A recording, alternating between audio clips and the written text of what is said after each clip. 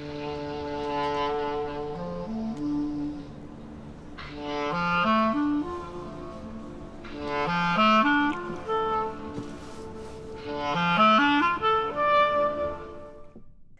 everybody, I'm Gracie Bialecki, I'm Alex Brooklyn. and we're happy that you're here with us for Thirst Roaming Charges. Alex and I founded Thirst in 2018 as a place to share stories and art with openness, authenticity, and oftentimes humor. Usually we gather in a tenement apartment in Manhattan and crowd together on Sunday afternoons. Since it's a little bit tricky to get that cozy, we decided to do our first ever international virtual Thirst with stories from San Francisco, New York, Barcelona, and Perez, all around the theme of roaming charges. I really miss the idea of cramming myself into a small cafe or an apartment or an empty storefront to hear tales of other urban dwellers related in like a candid and intimate way. The thirst, like thirsting for something. And one of the first things I ever saw anyone thirst for was that wanderlust and that travel, and everyone being stuck in their homes. It makes me wonder about what's going on in the rest of the world now that we're inhibited to go places, like where that urge to roam really is strong. And the person that taught me that urge was my mom. My mom was one of the greatest roamers, I think, of all time. She's very fabulous now. She's a pain in the ass, but she's fabulous. And she's fabulous now. And she was fabulous then when she was, hauling me around Europe at 4 months old. When my dad went to jail, she had just said, after a couple of years, she's like, this is boring. We're going to Spain. We're going to live there. Oh no, first it was France. And then I think she changed her mind to Spain because she had some friends there from the 70s. To make a long story short, we ended up in Spain. Now, sometime around the middle of the time we were there, she had said to me, and I remember she was smoking a cigarette and we had a terrace. And I come out into this terracotta dreamland of southern Spain. She's smoking a cigarette and she's watching TV and she goes, oh my God, the Berlin Wall is coming down. Alexandra, we have to go. Now, I'm 8. I have no idea why the Berlin Wall would be coming down, or even that there was a relevant wall in Berlin. Maybe I was a little behind at 8, but that's where I was. And she got me and my sister, bought train tickets. Somehow we missed the train because, again, she needed to smoke a cigarette. There was a miscommunication about the time, but there we are on a train to East Berlin. My passport stamped at Checkpoint Charlie, and her the whole time explaining to me the history of World War II, of what happened after, the secret police, the Stasi. And she's telling me, and as an 8-year-old, my eyes are just huge and going like, oh, she's telling it as an adventure told through like the beautiful smoke rings of some like fabulous femme fatale in an old noir. She had great clothes and she always did her hair, even on the train somehow. Anyway, she had bought me this beautiful big orange coat because I wanted to look just like her. And she didn't have an orange coat, but she did have big coats often. And I had this giant ostentatious orange coat. And as she's telling me all about the Stasi and everything like that, my dad was in jail at the time and I wanted to connect with him. He's Jewish, she's not. So I would introduce myself. I'd say, hi, I'm Alexandra and I'm Jewish. And she was like, look, she would also say things like, look, I know you're trying to connect with your Jewishness and all that, but like last we know of Germany, this is World War II. So she sort of lived in a constant pot boiler noir World War II, post World War II movie where like someone was always out to get you in Berlin, whether it was the Stasi or the Nazis, one or the other. So we get to Berlin and we rent hammers and chisels from like the western side. And I remember looking through a hole in the wall and seeing the other side very, very bleak with guards. And the western side was just covered in bright graffiti. I'm not sure if I fully understood all of it, but I knew I was in a place at a point in time that was kind of important. And we had rented these chisels and hammers because like everybody has a hustle. So of course, a bunch of guys with chisels and hammers were on the west side renting them to tourists, like, and we were all like chipping away. And I had 3 pieces, but one I gave to one of my favorite people when I left the Daily Beast. His name is John Avalon, to keep on his desk at CNN. But at my house, I still have 2 pieces of the Berlin Wall. I'm kind of these days when we're all quarantined and I'm dreaming of like running away to Europe, even though like what's different anywhere, we all have to wear masks everywhere. I think about my mom and everything she taught me and like having this incredible lust to roam. And I guess that's it. That's my story. And I'm so happy to be here with everybody. And I'm so glad that I get to hear everyone's story today. Thanks, Alex. Always full of tales from Alex Brooklyn. You never know which one you're going to get. Next up, we have another badass New Yorker who is currently waging a small battle against squirrels in her house in Stone Ridge. Annie Nocenti is a wonderful artist and human who most recently has made 2 graphic novels, The Seeds and Ruby Falls. Please check them out if you need something to read. But really right now, she is focused on hanging bird feeders and making sure the squirrels stay out of them. So please help me in welcoming Annie, who will tell us a story about a gypsy wedding on a gypsy wedding on the Yankee Ferry. Am I on? Yes. Hello. It's funny hearing your story, Alex. It reminded me that I was in Warsaw and I went to a train station and I had a choice. I could either go see the Berlin Wall come down or go to Václav Havel's election party. And I went to Václav Havel's party, but I could have seen you at the wall if I had made a different choice. Anyway, my story is as soon as Gracie and Alex invited me and they said the theme was roaming charges, I thought of how much I love to travel and I love travelers and wanderlust. And so kind of gypsies are kind of like, I've always been enamored of gypsies because of their ability to just travel and travel. So my friend Jimmy had pulled into Tribeca on the Hudson River and docked the Yankee, which was a 1907 110-foot boat that, oops, that was a squirrel, by the way. Anyway, little tiny me, I'm pretty small. He hired me to be security for a gypsy wedding. And it was the king of the Romanian gypsies, like a really legendary guy, was throwing a wedding party on the boat. And he was gonna pay Jimmy like $500 cash to have the party there. And so me and my friend Balázs, who is a Hungarian gypsy, were hired to do security. And why you'd hire such a tiny creature as me to do security, I don't know, but I was totally game for it.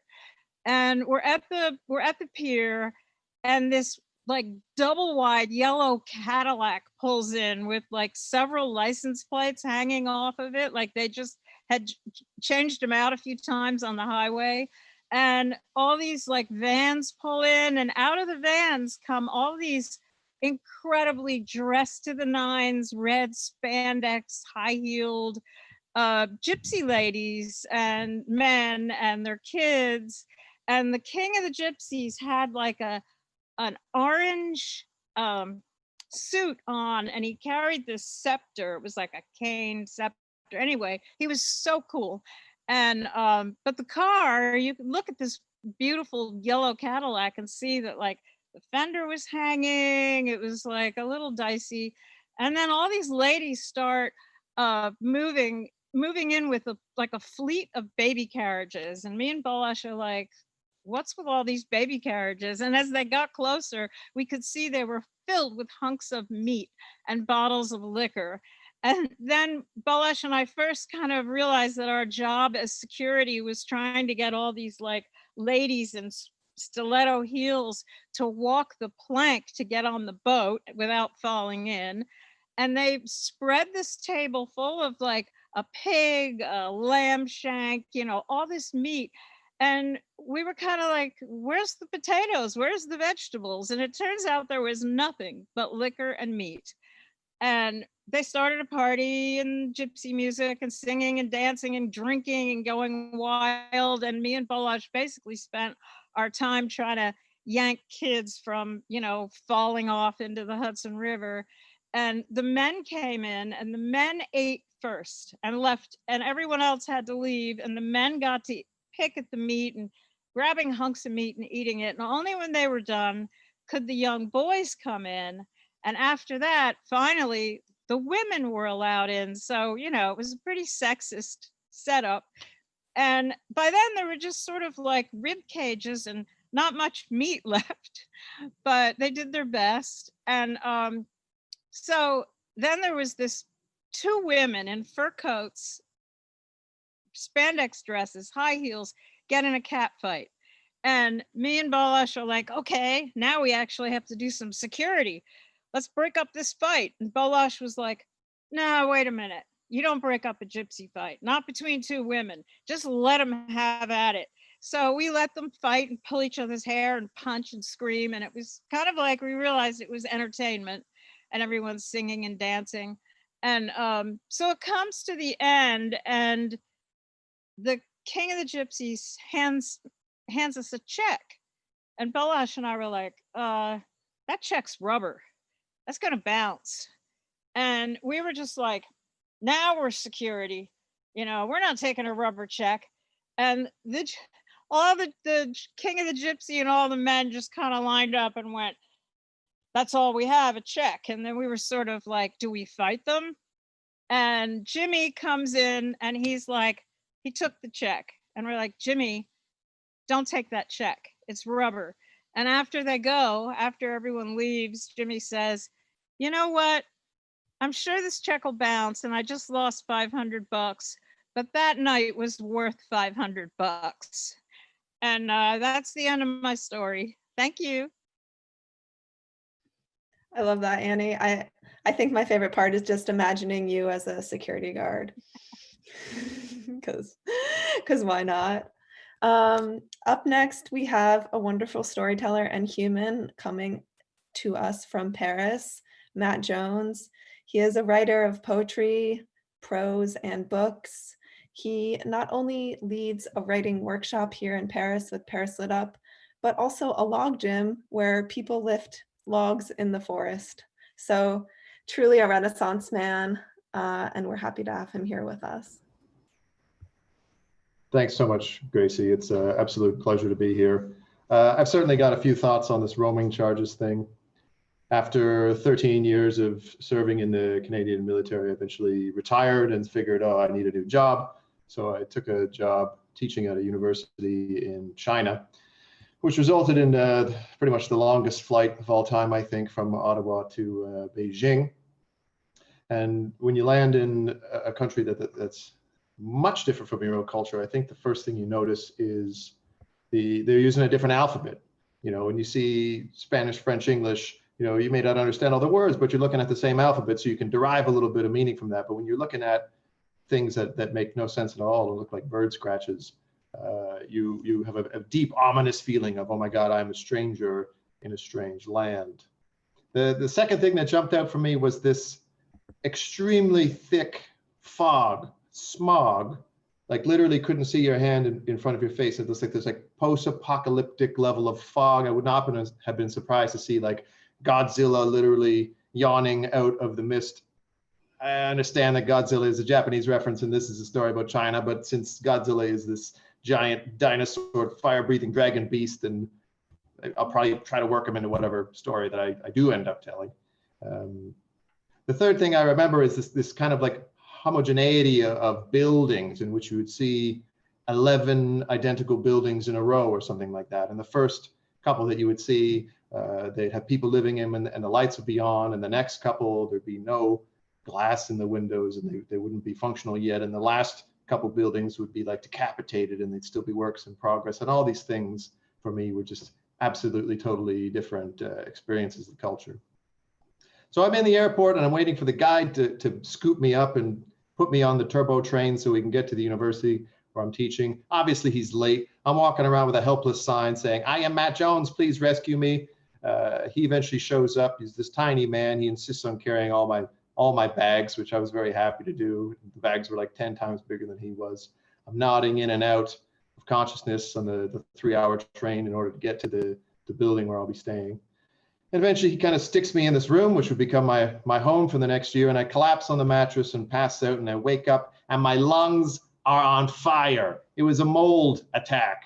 I searched the apartment. Apparently the previous teacher had been killed by the mold. I found his skeleton under the bed.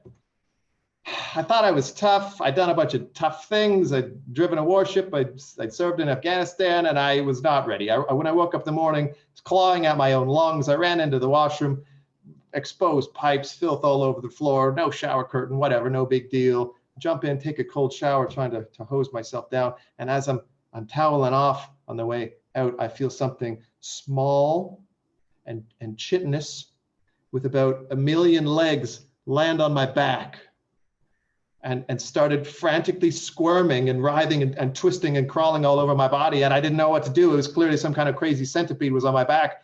And I thought back to childhood, and I did what they told us to do when we were set on fire. Not that I was ever set on fire, but they told you to stop, drop, and roll. So I literally stopped, dropped, and rolled in the middle of this filthy brand new apartment, and it was trying to roll and crush the centipede off of me, and it had no effect whatsoever. And I saw the centipede scurry off into the corner and disappear. And after that, I might have had some centipede guts on my shoulder, and I opened my computer up, and I thought I had been so clever. I had the VPN. I was going to send the message to my lady and say, "Hey, I got to China.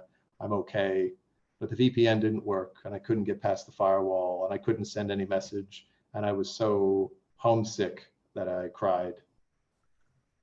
And I remember it took a few months to really settle in to that place. And eventually I made some friends like Dave, the guy on the scooter, and Suzanne, the Australian teacher. And I gained a bit of a reputation because I kept cleaning things up. Like on the building, there was my room and there was one other room, and someone had taken that other room, which might have used to have been a kitchen or something. And they'd started throwing garbage in there for some time. And it was full of rat nests and broken radiators and rusted old water bottles and whatnot. And I looted all that out, and I brought that out there, and I dumped that in a big pile one day. And I had these mutual problems of students who were plagiarists in this like massive heap of garbage right next to the building. So one day I combined these problems and got the plagiarists to clean up all the garbage. And that was very satisfying for me at a number of levels as well. So this one morning, having this reputation for being Mr. Clean, Suzanne comes up to me and she's like, "Matt, you have no idea what's happened. Go look outside." And I looked outside, and amazingly, 12 nasty toilets had flowered in the night like mushrooms in an enchanted forest, and they had been flung right on the front yard of our building. And apparently there was this hotel on the campus, and they owned the building we were in, and when things got too nasty to use anymore, they would use our building as a kind of dumping ground. But not on my watch, friends, not on my watch. So I grabbed the first toilet, and I marched myself over to in front of the hotel, right in front of the lobby, and I very satisfyingly smashed it on the ground in front of the lobby. And I went back and I went forth, grabbing the next 11 toilets, throwing them down in front of them in this big heap of nasty, shitty porcelain. And I went back to the last toilet, and I reached to grab it so I could continue my rampage. And I sank into the ground. One of my legs disappeared into the ground, and I felt this awful scrape alongside one end of my calf, and I realized that I had plunged into a sewer, and the smell hit my nostrils, and it was warm and strange, and I hauled myself out of the hole in the ground, and I was literally like brown from the knee down, and my shoe was completely matted with toilet paper, and I was moaning and I was rumbling like I was a bear that had been shot, and I was like limping and hopping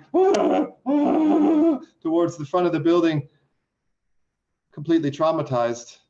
And I made it back into my room, and I started hosing down the leg and threw out the sock and really giving myself a good rinse down, and Suzanne came into the room and said, "Hey, Matt, are you okay?" And I yelled, "No, Suzanne, I just fell into a sewer. Nothing is okay. Nothing will ever be okay again, Suzanne."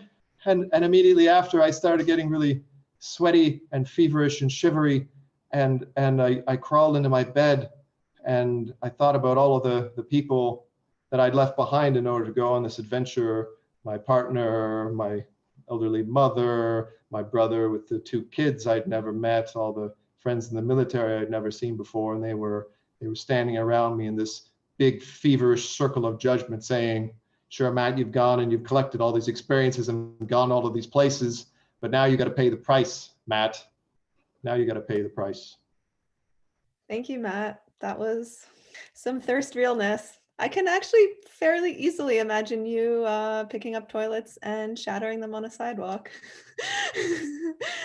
Maybe you've mellowed out, but that doesn't seem too out of character. Up next, I'm thrilled to announce a storyteller from San Francisco who is a long-haired animal lover and musician and poet.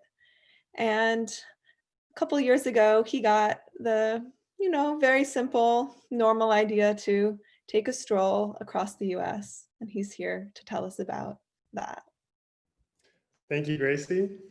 It's great to be here. Thank you, Gracie and Alex.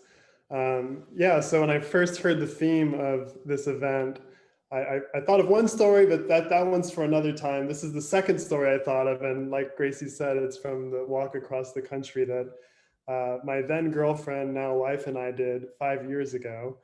We started in New York City, actually at Gracie's old apartment in Brooklyn, and ended up at the beach in San Francisco 7 months later, and just walked the whole way. And I know before I get to the actual story, which is just from a couple days of that trip, people always have questions just really basic stuff. So I'll try to do like a quick overview. 7 months, the whole trip, we walked about 20 to 25 miles per day, slept wherever we could, try to camp mostly, the occasional motel for the shower when we needed it every week or 10 days or so. Went through 2 to 3 pairs of shoes, ate beans and rice, peanut butter sandwiches. What else? What else do people usually ask?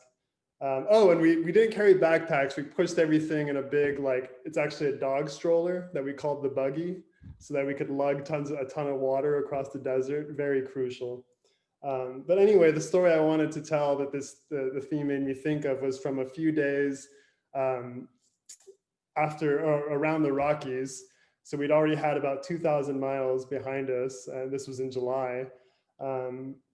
We'd actually just crossed the major part of the Rockies out of Glenwood Canyon, which is really beautiful. If you've never been there, there's an interstate that goes through it. And we had just walked out of that and ended up at a town called Glenwood Springs. And so I was scouring over maps and in the motel room trying to figure out where we were going to go next, because we were only ever planning 2 to 3 days in advance. We didn't really know much more ahead of that.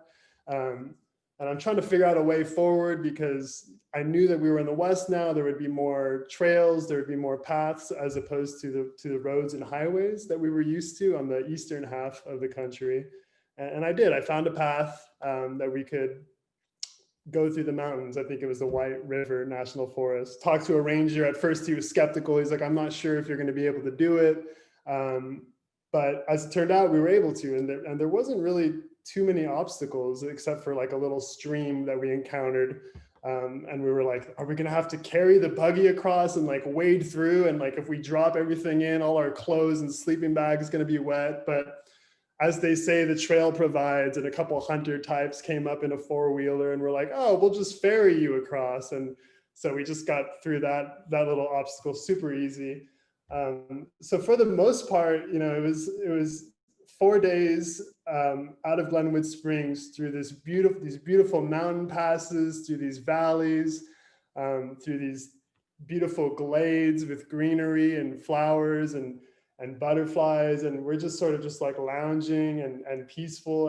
And the big difference was, and the reason I thought of this time of the walk with the theme was, on the eastern half of the walk, we were just always in densely populated areas, and there was always cell service. We were always connected. And so every day I'd be able to say like, oh, we left at this time from this place, this was the weather, and I would log it in my journal, and I'd have all these details like perfectly written out.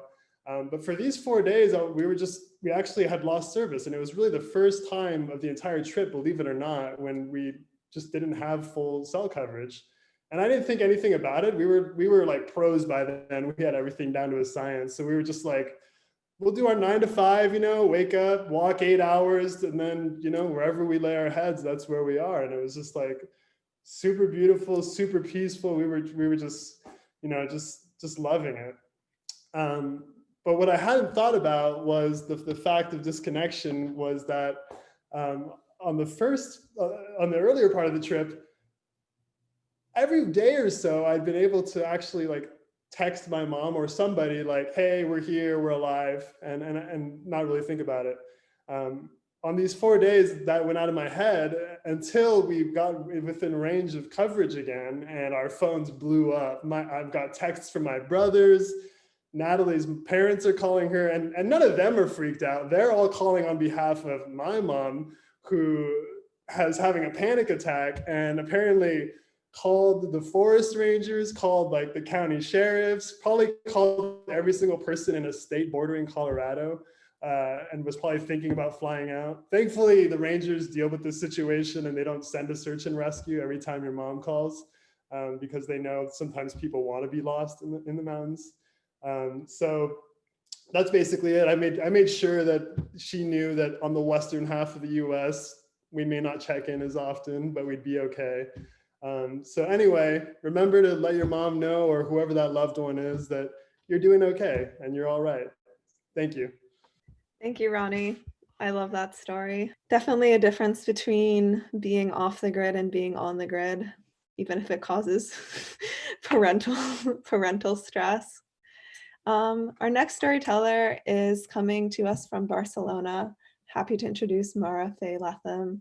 She is a translator and writer whose novel, A Person's a Person, No Matter How Small, came out in March from Anti-Book Club. And I read it during the confinement, during a fairly dark period of my life, and it truly made me laugh many a time.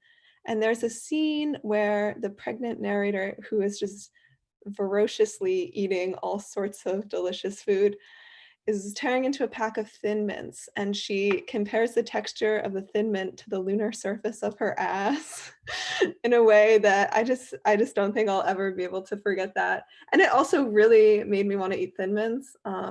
So thank you for that, Mara, and thank you for your story, which will be about breasts. Thank you, Gracie, and thank you, Alex, for this chance to tell a story that is only related to roaming charges in a oblique way that is probably opaque to everyone but me. And these are some anecdotes taken from an autobiography of a motherless childhood among men. I don't really have memories of my mother, but I do remember her mother, who was a single mother of an only daughter, and always assured me that the worst possible thing was to bury your own child. And my mother's death was a sort of sword of Damocles that hung over all of our lives. I remember my grandmother in her bathroom in Queens, in front of her mirror, lifting up each breast and putting baby powder underneath it in the New York summers. Breasts. I would collect stories from my mother's friends in the dearth of my own. And one woman told me that she remembers my mother nursing me and smoking a Marlboro Red and the ash falling onto my little head. another friend who was a quite heavy-set man told me a story when he was babysitting me and my mother had forgotten to leave him a bottle. In his desperation, at my desperation, he eventually brought me to his own nipple. In my father's house, I was the only girl, and I lived in a sort of National Geographic nudity. This ended when my father remarried, and my stepmother made a rule in her house that I was not allowed to be naked on the parlor floor. Breast. The other naked ladies in my father's house were the nude models covering the walls and upstairs in his studio. I remember making some sketches of them and bringing them into school, causing a mini scandal without meaning to in the lunchroom because, breasts. And I remember in junior high, my friends had a sort of intervention because it was time for me to start wearing a bra. Instead of shopping with me, my father got me my first credit card, Abraham and Strauss, so I could take care of it on my own. Breast. No, stop it, Daddy. Blake said breast to me. And I don't recall how it began, but my brother devised a way to upset me, which was whispering the word breast into my ear. I don't know how he devised this game, which was rather sad and weird among motherless children. And I still, to this day, can't explain why it made me cry. Thank you for that, Mara, and for those beautiful collages. Those were also done by Mara. Those are some great vignettes. Baby powder. I don't think I need it, but it's a good tip. You will. Up next, we have the great Adam Levy, who will be telling, I guess I should introduce him. He is a storyteller, a computer genius, jack of all trades, just so happens to be the life partner of Alex Brooklyn, who would have known that we would end up with Manhattan's greatest power couple. And he is here to tell us his story about being in a cult. Pretty normal. Thank you. Hi. Yes, I was in a cult. How do I even start? Generally, when I tell people I'm in a cult, that's what I'm notified. That's what I'm sort of known by. Like, it's really hard to get past that piece of information. You're not a cult and also a chef. Like you don't. That tends to rise at the top of people's heads. And like as much as we get interested in like the makings of cults, like what's the definition of a cult? Like how do you define it? It's one of those things where like the way you really define it is by the consequences. Like when someone that you haven't seen in 3 years comes out and they only have like one piece of clothing and you notice that they seem kind of weird, like you don't need to go to the dictionary. You find out that they were in a cult, and it's really just a question of which one and how long and how much did it cost them. For me, like I would define cults by two things. One is generally money. Like most cults don't let you leave without paying. Like it tends to cost a lot of money to be in a cult, and you don't really know where that money goes. But the other one is the feeling of disconnection. Like, that like sports fans get kind of cultish when like they go away for a weekend and any conversations that's not about the New York Yankees just feels a little weird. Like it's the salty taste in your mouth. That's the kind of feeling that really defines a cult for me. The cult that I joined when I was 21. And I joined that for the same reason that anybody joins cults or white supremacist groups or like volleyball clubs or like for a connection. You join because you join because at least, whether or not you have it, the feeling of being so tightly connected to other people is really appealing to you. And it was, like I had moved, I had quit drinking, and I really felt at that time when I was 21, like I didn't really have any connections to anybody. Like I just had this particularly vulnerable place, and joining was really simple. It really just meant it was. I guess another thing that's interesting about cults is that is that they feel really good initially because your social calendar immediately fills up. Like you instantly have all this stuff to do and people to see and people to meet, and they're all your friends and they're all super interested in you. And that was what it was like for me. So in the beginning, it just sort of felt like I was really busy. I felt like I had the social life that I envied from a lot of people who were going out, and like I finally had people to hang out with. And on top of that was this sense of superiority, the sense of knowing. Like you weren't just hanging out with a bunch of bozos. You were hanging out with people who like really knew what was going on. And I thought that I did. Like the feeling of like you can like self-esteem isn't good on its own. It's just like, what are you feeling good about yourself about? If you're feeling really good about yourself because you think that you've been given like the esteemed secrets of the universe and that everybody else is just sort of a phony, like you might stand to lose a little bit of that. Like this is absolutely a self-esteem lessening plea from me. If anybody wants to take one lesson, it would be to look at your self-esteem and see how much of it you can put back on the shelf. One of the moments that I thought of as I was, quote unquote, preparing for this was a particular trip that I took with members of this cult on somewhat of a recruiting mission in Chehalis, Washington. And there's not much in Chehalis, Washington. It's about an hour south of Seattle, and a couple of hours you start getting into deep Washington State, or like sort of on your way to Portland. We were at this place called the Yardbird in Chehalis, Washington.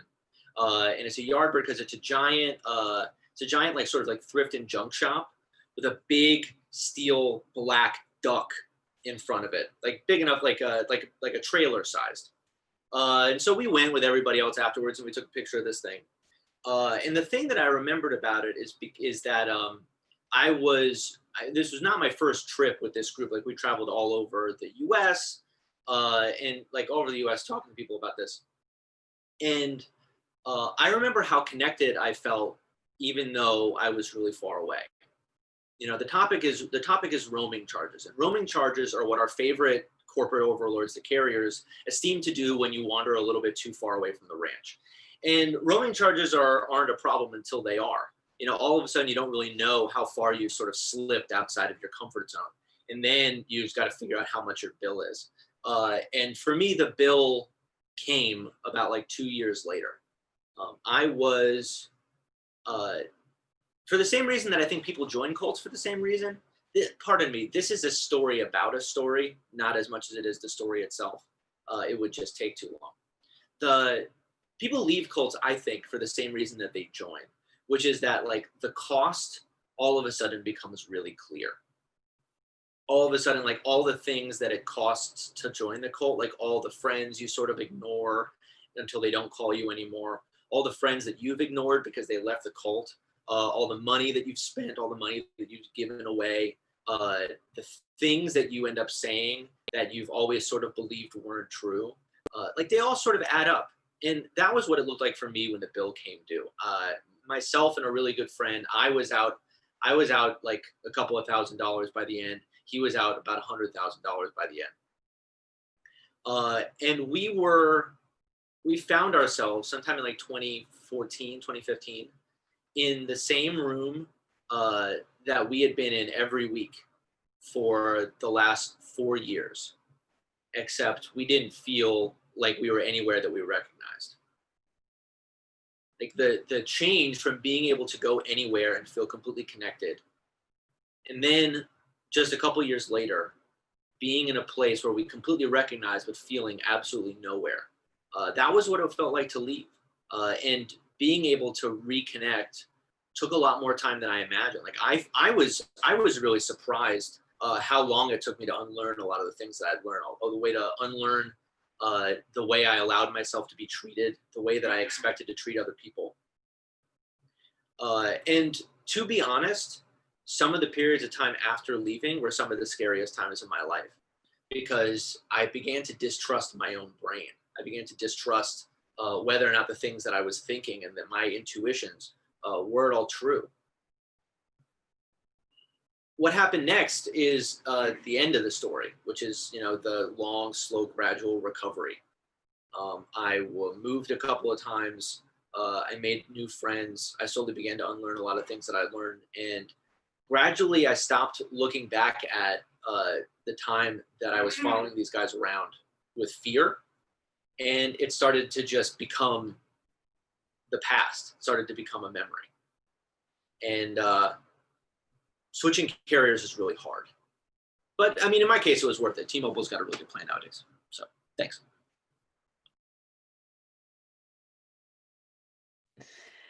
Thank you, Adam, for that story. Wow, sounds intense. And it is hard to make changes. I like what you said, how it just started becoming the past and it stopped being something that was so scary. Sometimes we all just need time and space. Up next, also from the great city of New York, I am happy to introduce Mr. Hugo Perez, who has been with us from the very first Thirst, believe it or not, still standing. He is a phenomenal storyteller in real life and in the documentary films he makes. And he is here to tell us a story involving silent films, Charlie Chaplin, and Uganda. Unmute. Yeah. Okay, unmute. We're good. Can you hear me now? Yes. Well, it's very appropriate if I were to be muted because the story I'm about to tell is how I got my start in the film with my film career during the silent film era. So some of you may look at me and say, like, how is that possible? Like, you're not 120 years old.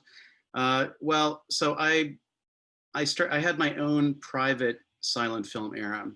Right before I went to college, I was intent on becoming an engineer. And then I saw a Charlie Chaplin Film Festival. I saw like all of Chaplin's films in a week.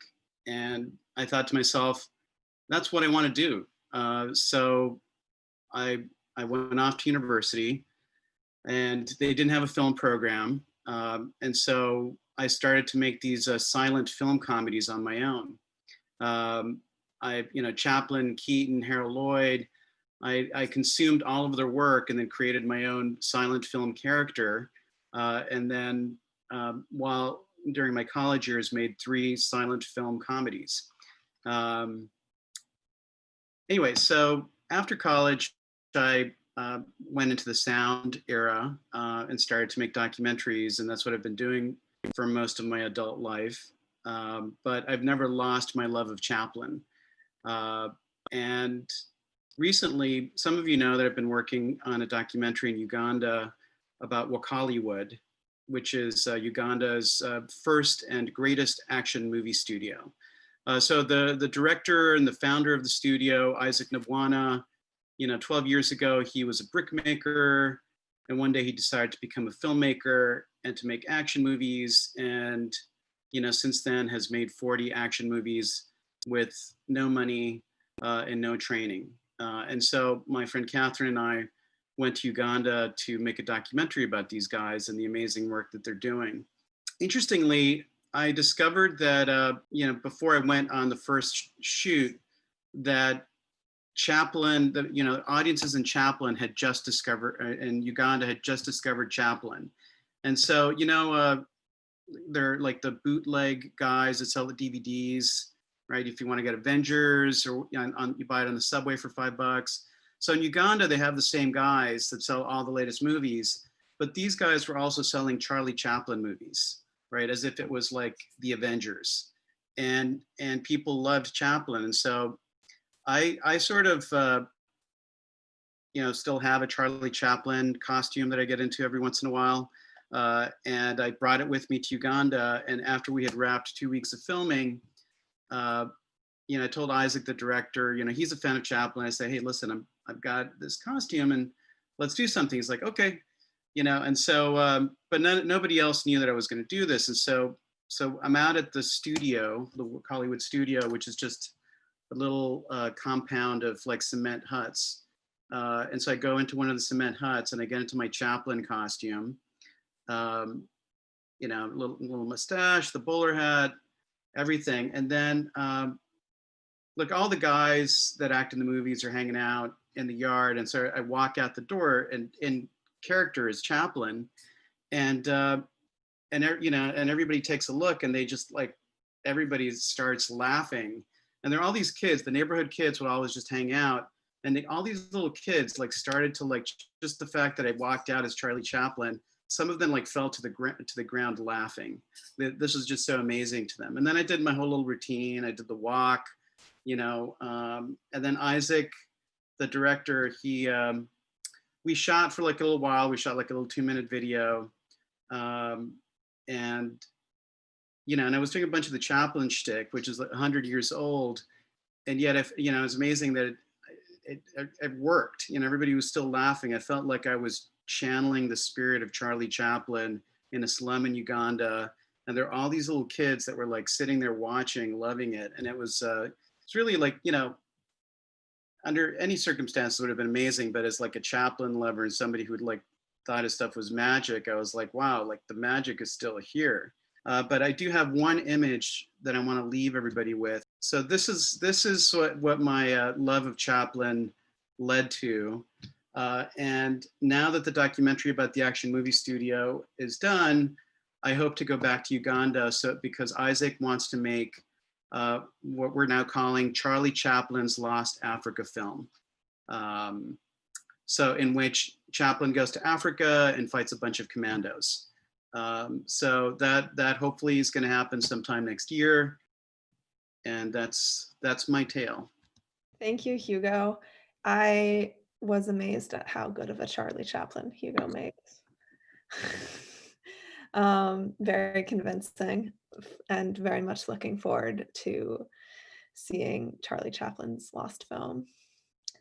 Up next, our last, and no offense to all the other New Yorkers, perhaps most fabulous New Yorker, I am thrilled to introduce Katie Bishop, who is a composer, musician, and writer. She has a wonderful site called, I should have deleted her number when I had the chance. Great advice. Life advice with her writing, and she's here to tell us a story. Hi. Sound good? Cool. I want to say hi to my mom, who I know is watching, and also I'm sorry that you have to listen to this, but you raised me, so deal with it. So my story is one of longing and missing, both times I knew and didn't know. I miss the theaters of Times Square. No, not the AMC on 42nd Street. No, not the Paramount on 46th. No, not the Copacabana in any of its myriad locations. No, I miss the seedy, scuzzy underbelly theaters of Times Square of the 70s and 80s, where if you're in the right stall, you could perhaps meet the Midnight Cowboy. One of my last girlfriends and I had made a plan to visit what was left of this era, but our early dating plans led to midwinter chilliness, led to the early spring pandemic, led to a long distance breakup. Alas, I spent my teens and 20s wandering the country, driving from coast to coast, and among visiting cafes and record shops, I enjoyed visiting the theaters that the world had to offer and seeing America through the realm of how people got off before all of these theaters died off. Once upon a time in Portland, where I've previously lived, there was a theater called the Perez. It started off in the seedy depths of Old Town and then moved to the West Hills in the dark of night where no one could see you enter, and then moved back to its former residence in Old Town, lasting only a little while before the droves of Voodoo Donuts revelers pushed them out and led the theater into extinction. While it existed, the man who owned the place, Ray, became quite friendly with me, and as any older metropolitan resident, he knew his charge was to share his tales of the city with the next generation, passing off his stories free of charge. I heard great stories of the voters shipped in from Idaho in the 70s, and the underworld drug dens and gambling rings of the 80s, and the burgeoning encampments popping up around the city in the 90s and early aughts. And then his theater closed, and with it, all of the history that is to be told through a lens that only someone in that realm of life can understand. Now, I wasn't living in New York in the 70s. I was barely even alive in the 80s. But I can only imagine, based on my experiences, what Times Square of that time would have been like, and what it would have been to have heard the stories of the vagrants and perverts who owned and visited these great theaters. Especially now in these times when even the breath of those near us poses imminent danger, and the air around us is like a noxious fume. I can only imagine when one day we can go back to meeting the breath of a stranger, not knowing what it could bring. I'm remembering the future that I hope it can be, of a past when we had inhibitions and could live life in this seedy, spectacular way. Thank you. Thank you so very much.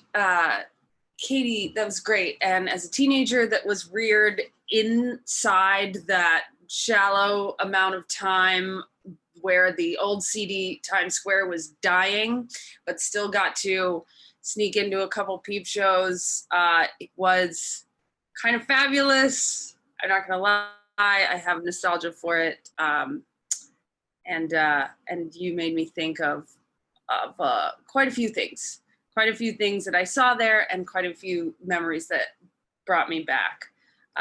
The lights on Times Square on LSD as a 15-year-old is not to be missed unless you missed it. Okay, so the next and last person that's going to be, showing their stuff is Gracie. She's a co-founder of Thirst, one of my personal inspirations. She's going to be doing 2 poems. And if you've never seen Gracie perform a poem, you're in luck. They're amazing. The 2 are titled Wherever I Want to Be, is going to be the first one. And the second one, according to her, is so new, so fresh off the presses, it doesn't even have a title. And yeah, so I know that we're all in for a treat. I've never even heard this second poem, and I'm very excited. And without further ado. Hey everybody, hey again. Here in my plant corner, coming at you from Paris. Some days I do all the same things. Don't have it in me to break the routine. Just go back the way that I came, accepting the things I can't change. Some days after lunch, I go outside and cry, sit on the street with the sun in the sky, feel the tears ready, but I don't start to sob because I've gotten so walled in, I can't let down my guard. So I sit on the curb and talk to my dead friend. No news to report, just still missing him.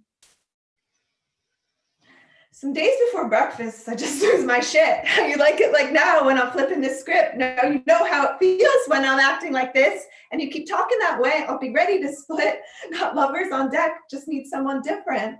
Oh, I'm a restless sleeper, anxious eater, bad hygiene, add it up, still never leave me. And we'll keep practicing patience, remembering to always exhale. We can't let it weigh, just start over each day. And I'll take off my heart armor and try harder to feel everything. I'm no martyr, just want to do better and grow my own wings. So let the tigers sleep and the lions eat. Let the leopards lurk in snow and trees. Let all creatures be safe and free. Let me go wherever I want to be. You can wait for the fruit to get ripe. Promise to stay out and not make it all night. Get everything planned to a T, but what happens is the thing you don't see. You can order all that you want, only to see it and wish it were gone. Keep buying to fill all your needs instead of following your own recipe. And who were we so long ago, clutching to all we didn't know? Our bad ideas crowding the room, needing them louder like there was something they'd prove. And I was constantly playing catch up. Now I keep up and so I'm kept up. And I was calling the shots for so long. Now I stand back and just let it be. And I kept walking the streets, always looking for quiet. I wanted less noise, but couldn't find silence. And I kept blaming the outside, never looking within, reshuffling places like that was the one way to win. Now I'm scraping my tongue with a silver spoon, get up with the sun to brighten my mood. Can't keep letting these thoughts clutter my head. I'll bury my hatchet and accept it's the end.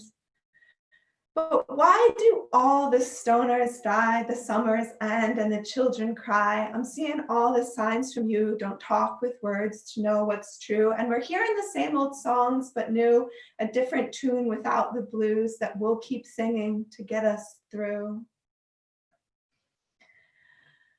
You can wait for the rain to pass by, stay inside watching the sky, spend your whole life dotting I's. You'll miss out on the world's surprises. Thank you. Thank you, everybody. Thank you, all the storytellers. Thank you.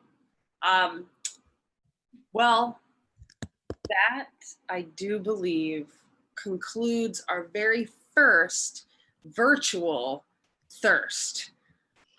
We are gonna do it again, and we're gonna try to do it with more title cards and bigger, better sound effects. And the next one we'll do, action, guns and explosions, and Hugo will be able to help us out with that.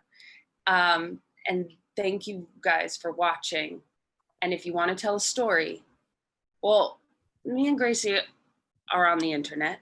We have websites and this YouTube channel and other ways to get in touch, and I'm sure you can find us. Please do send us ideas for stories, send us ideas for themes, and until we can all cram ourselves into tiny little spaces somewhere in real life, we'll see you here. Stay thirsty, stay roaming, stay something.